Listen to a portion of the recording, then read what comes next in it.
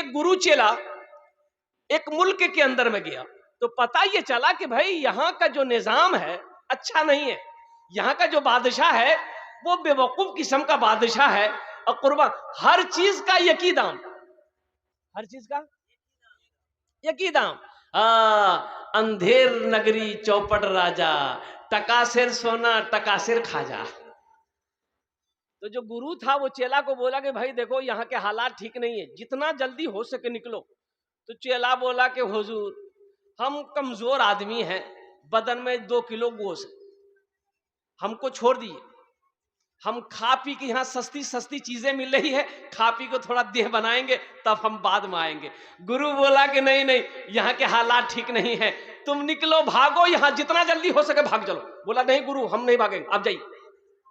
जा गुरु चला गया, चेला सस्ती सस्ती चीजें खा खा के मोटा हो गया।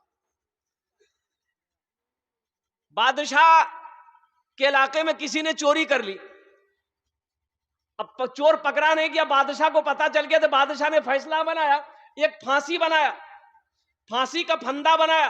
बोला जिसके गले में फांसी का फंदा आ जाए वही चोर है। अब आदमी का गला में देता था तो पतला दुबला आदमी, ढीला ढाला आदमी नहीं आता था। देखा मोटा ताजा आदमी घूम रहा है, वो चेला था उसका, पकड़ा चेला को, बोला हुजूर यही होगा।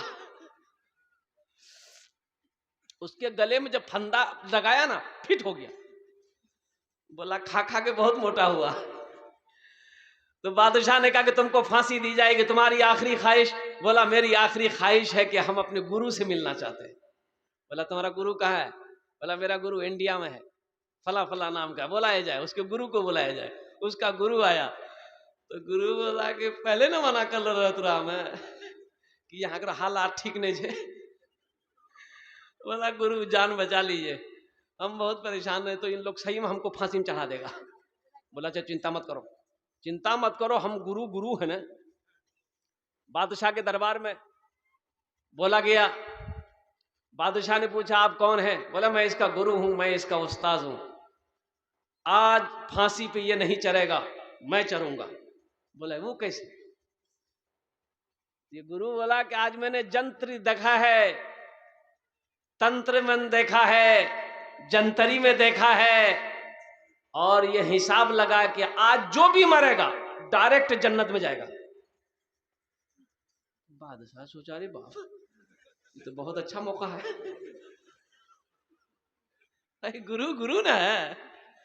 बोला आज हम जंतरी में देखे हैं, हम इस्तिखारा किए हैं कि आज जो भी मरेगा वो डायरेक्ट जन्नत में जाएगा, डायरेक्ट स्वर्ग में जाएगा। तो बादशाह बोला कि तुम ढेर चालाक हो, तो तुम कहे मरोगे? बोला कौन मरेगा? बोला बादशाह बोला हम मरेंगे। ये फांसी का फंदा मेरे गले में डालो। अंधेर नगरी चौपट राजा, वो कहावत सुना ना जी, कहावत अंधेर नगरी चौपट राजा, किलो सिर सोना किलो सिर खाजा। तो मेरे नौजवानों, मेरे बच्चों, एक बात याद रखना, जिसकी जिंदगी अच्छी होगी उसकी मौत अच्छी होगी, जिसकी जिंदगी बुरी होगी उसकी मौत बुरी होगी। अपनी जिंदगी ऐसे गुजारो कि जब मर जाओ तो लोग ये कहे, जब सुने कोई कि फला आदमी मर गया है, तो लोगों के जबान से निकले कि आहा आदमी अच्छा था। आदमी एक जनाजा जा रहा था तो साहबा आपस में गुफ्तगू कर रहे थे, बड़ा अच्छा हुआ, मर गया, बदमाश आदमी था। तो अल्लाह के रसूल सल्लल्लाहु अलैहि वसल्लम इरशाद फरमाते कि जहन्नमी का जनाजा देखना, जहन्नमी का जनाजा देखना। कहा या रसूलल्लाह कौन? तो आपने इरशाद फरमाया देखो ये जनाजा जा रहा है। और फिर कुछ दिनों के बाद एक जनाजा गुजरा तो साहबा आपस में गुफ्तगू कर रहे थे, बड़ा नेक इंसान था, बड़ा अच्छा आदमी था, इनका अखलाक बड़ा अच्छा था।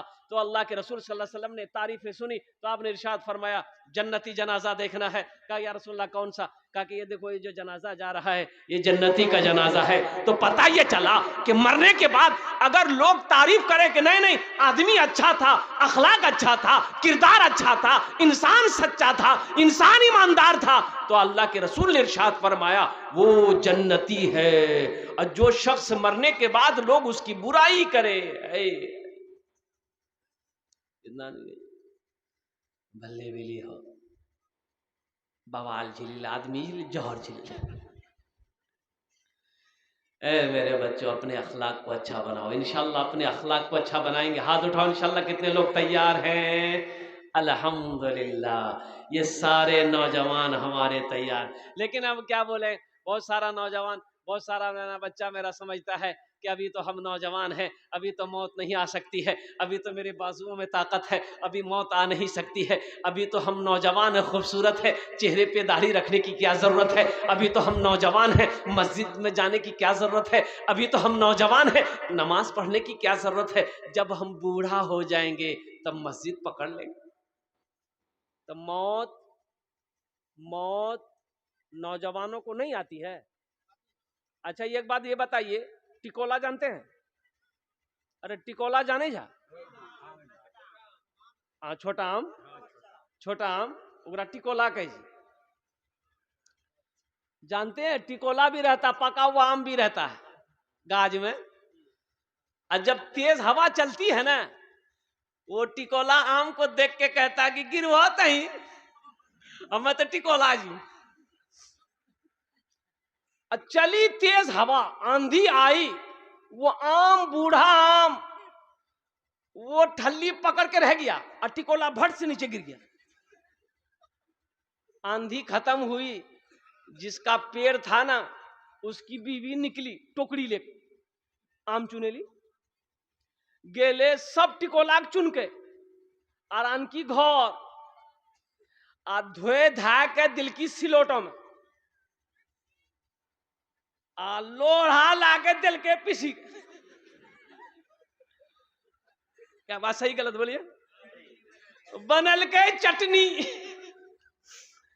अभी थोड़ी देर पहले ये टिकोला आम से कह रहा था गिरवात है, वो लटकी के रहिए गिली, आई जमीनों में गिरवे भी चटनी बना के खेबिल की।